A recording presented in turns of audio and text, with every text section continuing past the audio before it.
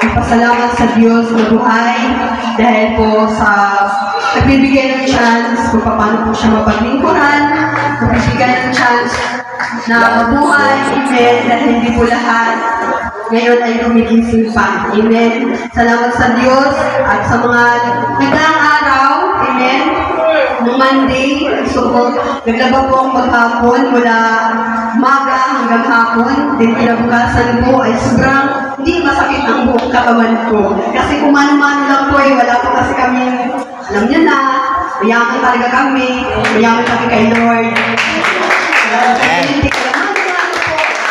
Salamat sa Panginoon dahil naubos ko po yung labahan, tapos kinabukasan yun, hindi ako nakabangon, pero salamat sa Panginoon dahil isang araw lang, continue naman po trabaho kinabukasan. So, yun lang. At salamat sa Diyos sa pag-iingat na gabay at yung laging po niyang pagsusuporta sa mga himalang pagpapala niya. Amen.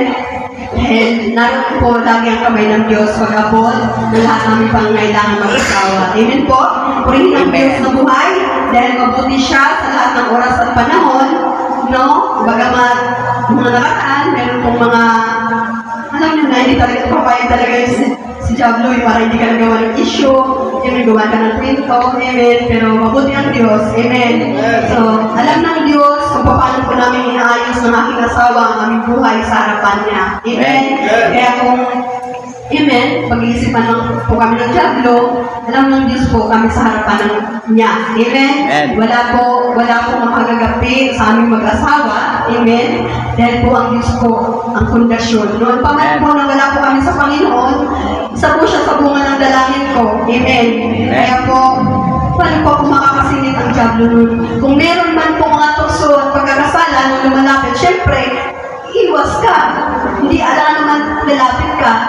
Siyempre, ganun talaga ang buhay natin Kristiyano. Dapat po, umiwas po tayo sa tukso at pagkakasala. Amen po. Dahil hindi po tayo papayag ang Diablo na hindi po tayo diligligin, hindi po tayo guluhin. Amen. Magpapadala siya ng mga tao para ang mga emosyon, ang isipan, i-depart sa gawain ng Diyos. Amen.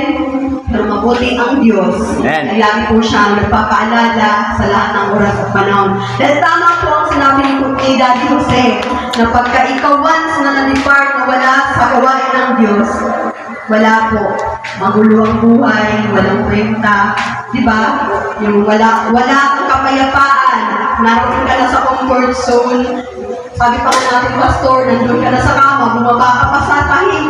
Amen. Nandun ka na nga sa magandang sitwasyon, bumaba ka pa talaga sa pinakamahirap na sitwasyon. Amen. Kaya po, sa lahat ng oras at panahon, lagi po tayo nakalapit sa Panginoon. Yan po, salamat sa Diyos dahil araw-araw nagtatagumpay po tayo sa Diyos. Amen. Ito na po, samahan niyo po ako sa Gospel 1, umpisahan po sa 7 hanggang 9. Hindi na po bago ito sa atin lahat, taga Jesus My Life, pero nice po, i-remind ulit ng Diyos sa ating buhay. Amen? Sabi po dito sa verse 7, basta't magpakatatag ka at lakasan mo ang iyong loob, sundin mong mabuti ang buong kautosang ibinigay sa inyo ni Moises. Huwag kang susuway sa anumang nakasadoon at magtatagumpay ka saan ka man magpunta. Amen? Sabi po noon sa verse 8, huwag mong kaligtaang basahin ang aklat ng kautusan. Pagbulay-bulayan mo iyon araw at gabi upang matupad mo ang lahat ng nakasaad doon. Sa ganon, magiging masagana at matagumpay ang iyong pamumuhay. Amen. At last verse, sabi po dito, tandaan mo ang bilin ko, magpakatatag ka, lakasan mo ang iyong loob. Huwag kang matatakot, mawawala ng pag-asa sapagkat akong si Yahweh na yung Diyos ay kasama mo saan ka man magpunta. Hindi po, purihin po ang Diyos na buhay sa kanyang salita. Amen. Natunay po. Amen.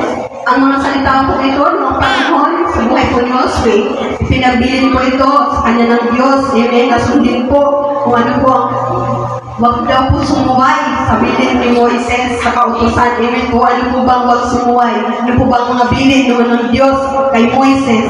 Amen. Na wag daw po gumawa ng mga bagay na ikagagalit ng Diyos. Alam na po natin kung ano ang inaalaw ng Diyos. Ang mga kasalanan. Amen po. Meron pong ibang translation po dito. Sa King James. Hindi ko nga lang ma-open yung aking cellphone. At mababaw po yung ating Biblia, amen? Ang sabi po doon sa King James na huwag kang liliko, amen? Sa mga utos niya, amen? Kung sabihin, huwag daw po tayo susuway sa mga utos ng Diyos, amen? Kasi po, sa buhay po nating mga Kristiyano ngayon, ang kung ano po ang bilin noon sa mga ating mga ninuno ay ganun din naman po sa ating ngayon. Amen. Sa buhay natin mga Kristiyano, talagang hindi po mawawala talaga. Amen na yun, nandito pa po tayo sa mundo na marami po talagang mga, sabi ko nga kanina, mga distraction. Amen. Pero alam niyo po, talagang salamat sa Diyos dahil may Diyos na lagi po nagpapaalala. Amen. Wag po tayo gagawa ng gagagalit niya. Amen. Yung mga bagay, alam naman po natin, ang mundo ngayon napakagulo na at laganap na po. Amen. Lahat po ng mga kasalanan, lahat ng droga, lahat ng mga paglalasing, lahat po ng yan, kung ano po yun, ang nangyayari sa Sodoma at Gomora ay nangyayari na po ngayon. Amen po. Kaya yun po ang ayaw ng Diyos na atin pong gagawin. Amen po. Kaya po, lagi po niya tayong pinaalalahanan. Amen. Dahil po ang sabi po niya doon, kung atin po natupad, yung kanyang salita, atin po ito, pagbubulay-bulayan, araw at gabi, ay matutupad daw po. Ang sabi po doon, ang meron po pangako ang Diyos na sasagana at magtagumpay po tayo sa ating buhay. Amen. At lagi po daw natin lakasan ang ating loob. Amen. Dahil po sa buhay na ito talagang marami po tayong mapagdadaanan. Amen. Maraming mga problema, marami tayong mga hindi maintindihan sa ating buhay. Di ba? Minsan, talagang sabihin mo na lang, parang gusto ko ng purihin ng Diyos. Pero salamat sa Panginoon na mayroon pong kanta na huwag kang bibitaw, kumapit ka lang. Kaya natin na lang talaga sa Diyos dahil ayaw po natin na ang sabi na diba na pagkawan siya ang isang tao, amen. Now, ang masamang espiritu sa ating buhay, isa lang po yung nawala. Pagka tayo po, yung backslide na wala sa Panginoon, ay babalik po yung masamang espiritu na yun ng mas matindi pa. Marami pa po. Amen. Kaya po yung mga nawawala, minsan, pasama pa sila ng pasama. Amen. Lahat ng mga ginagawa nila. Amen. Kaya po, mahirap po ma-depart talaga. Kaya po, tama po yung sabi dito, na talagang reminder po siguro yung Oswin 1.8 na pagbulay-bulayan natin araw at gabi dahil po ang ating buhay ay hindi po natin kontrolado. Amen. Hindi po natin hawak. Amen. Kasi minsan, ito na tayo, sumusunod na tayo sa Panginoon, hindi natin namamalayan, meron na po palang nakasunod na mga, alam mo, yung mga tukso, mga pagkakasala, yung mga gusto ipagawa din sa kanas, minsan parang nagkakaano ako ng isip na sabi ko, minsan kaya tingnan ko yung alak, no? Ay sabi ko, Jesus name, minsan talaga na, ano talaga sa utak, pero Jesus naman ba yan? Ano ba yung mga nag-iisip ko? Pero alam niyo po, lagi ko yan, hindi ng tawag sa Diyos, kasi minsan talaga, lalo na po, yung aking mga, hindi naman po sila Kristiyano, amen? Marami po nakaraan, lalo na maraming birthday nagdaan. Siyempre, ako lang yung naiiwan kasi lagi nila ako sinasama na makipag-birthday, ganyan. Sabi ko, hindi pwede kasi may ano ba naman yan? Lagi na lang may gawa. Hindi yan. Lagi na ako lang. Hindi talaga naiintindihan ang buhay ko. Dahil hindi naman kayo ito. Amen. Napaka-bored daw ng buhay ko. Sabi ko, hindi naman ako bored.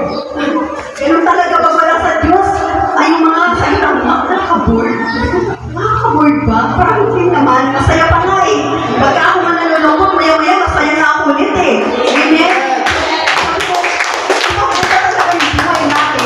away sa labas kasi may mga salitang bored, ganyan.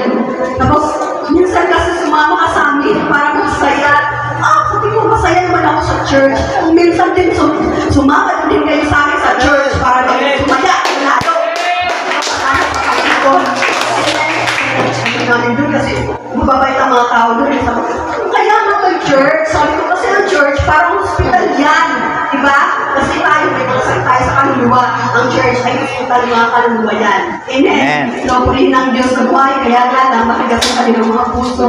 Ayaw talaga nilang kasi ayaw nila pinupuri, ayaw nila na yung mga gawa nila, di ba? So, salamat sa Diyos.